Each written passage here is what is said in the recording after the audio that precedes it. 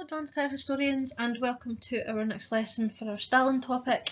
This is quite a short kind of lesson in terms of the PowerPoint, and there is a video lecture for you to watch as well looking at Stalin's totalitarianism, so the regime under Stalin and what that would maybe look like.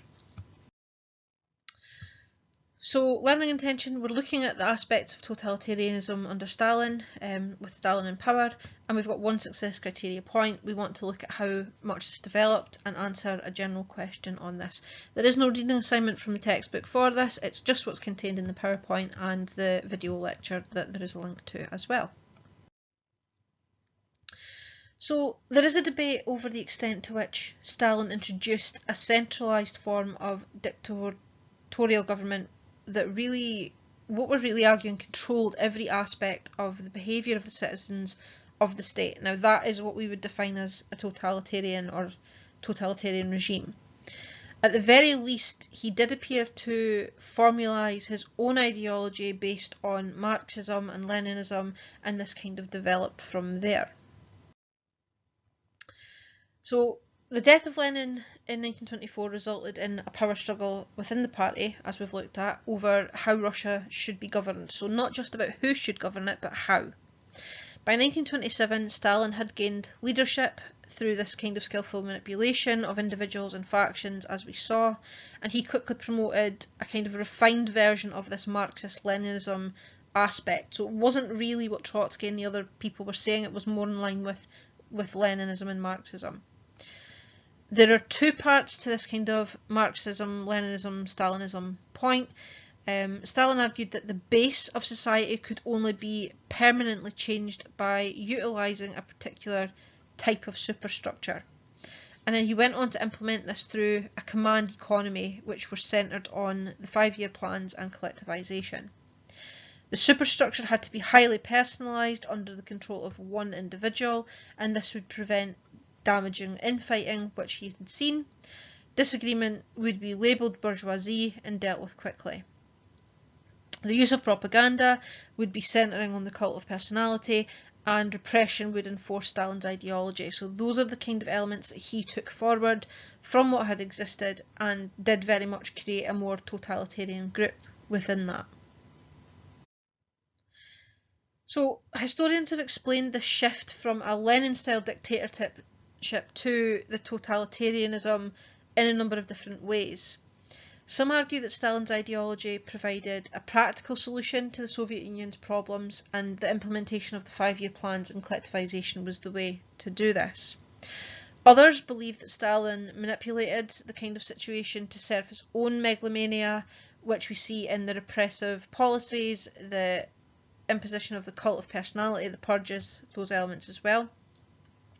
A more recent review of the kind of history argues that Stalin was continuing the work that Lenin had done, who had already actually made this kind of significant, decisive reinterpretation of what Marx had actually meant by establishing the Central Committee and other institutions which were designed to control this kind of superstructure base that had been put into effect. Lenin had also used the Cheka to deal with opposition and to stabilise central control of the economy, just as Stalin then later did, but maybe just not as brutally as Stalin ultimately would.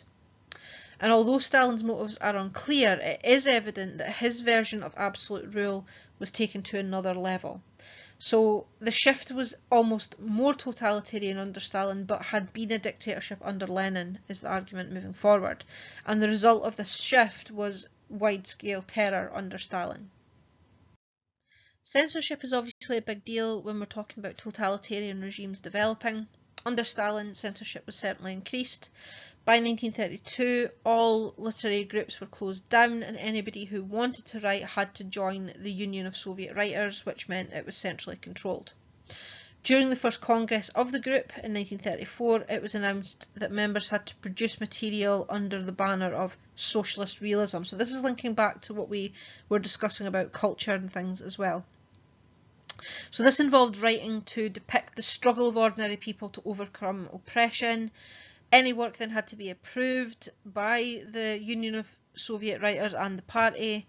Some writers, such as Pasternak, changed their beliefs to fit in with the wishes of this particular Soviet writers group, and others rebelled and were arrested and sent into exile to the gulags or were executed. So in that regard, censorship really would say that there was a totalitarian regime developing under Stalin to a very extreme point. The general party line on this is that after having suppressed his enemies on both the left and the right, as well as the centre, Stalin issued the general party line. Anyone who deviated from that line was condemned to either exile or execution, and in most cases it was execution, as we saw in our discussion on the purges. Stalin's aim was to create a new kind of society and a new human personality to inhabit that, and again this is linking into the cultural aspects. Socialist man, socialist woman is what he was looking to create, but at the same time he wanted a strong army to be built as well as a powerful industrial economy. And his argument would have then become that once everything was owned by the state, a new kind of human personality would then emerge.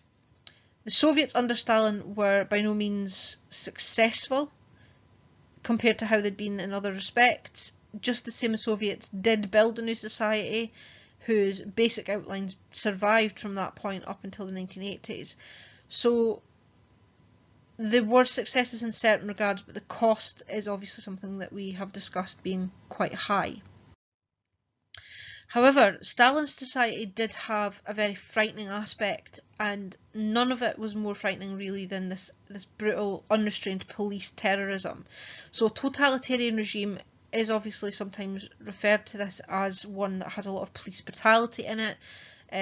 Obviously first used against the wealthy peasants or the kulaks. This then develops into the reign of terror if they deviated from the party line, some people for no reason other than Stalin was in a mood or they just so happened to be in the wrong place at the wrong time. One Soviet actually recalled that in 1931, we all trembled because there was no way of getting out of it, even a communist can be caught. So this has shown that it wasn't just about the party, it was about Stalin's complete control over the situation as well that resulted in this happening.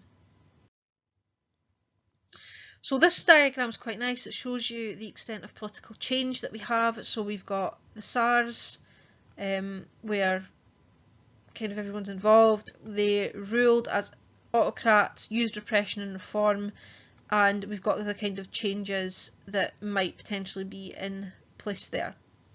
Then the provisional government, which were appointed from the Fourth Duma, also known as the Old Guard. They had more liberal principles and they succeeded in establishing the Constituent Assembly. And then you've got the Communist Party. So they ruled as types of autocrat or authoritarians, and they used repression and reform just the same as the Tsars had. They introduced Marxism, Leninism, moved towards a dictatorship of the proletariat under Lenin. Stalin introduced Marxism and Leninism to Stalinism and moved towards this totalitarian regime. And then eventually on Stalin's death, we have Khrushchev coming in, who introduces de-Stalinisation and takes the country more towards a more democratic central kind of group. So this would kind of show us that a lot of the time some historians have referred to Stalin as a red Tsar. So does he actually deserve that sort of connotation? A lot of what they did was very similar to the autocratic rule, it just was slightly more brutal in certain ways, so totalitarian definitely. Similarities in the sort of the autocracy, the dictatorship and the totalitarianism is the belief for absolute control, personalised power, use of repression, use of reform to maintain control, and the reluctance to allow an openness of freedom. Obviously the differences is what the justifications are. So the justifications for autocratic rule, the Tsars, for example, it was God had appointed them. For the communists, it was the proletariat had given them the power and the right. In terms of views on human nature, the Tsars saw weakness as inherent, the communists determined by social class in terms of who supported what, so they thought it was environmental. In terms of the views on reforms, the Tsars didn't welcome it because it challenged the government, and the communists didn't welcome it as they wanted to maintain a kind of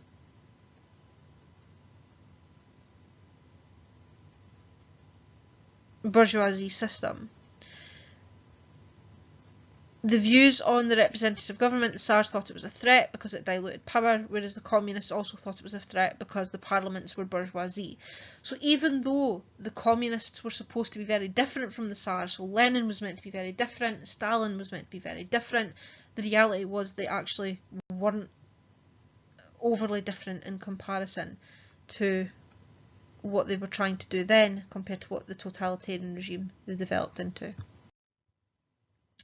So, this is quite a good lecture discussing Stalin's totalitarianism. It is quite a long one, so this would count as a period's worth of work.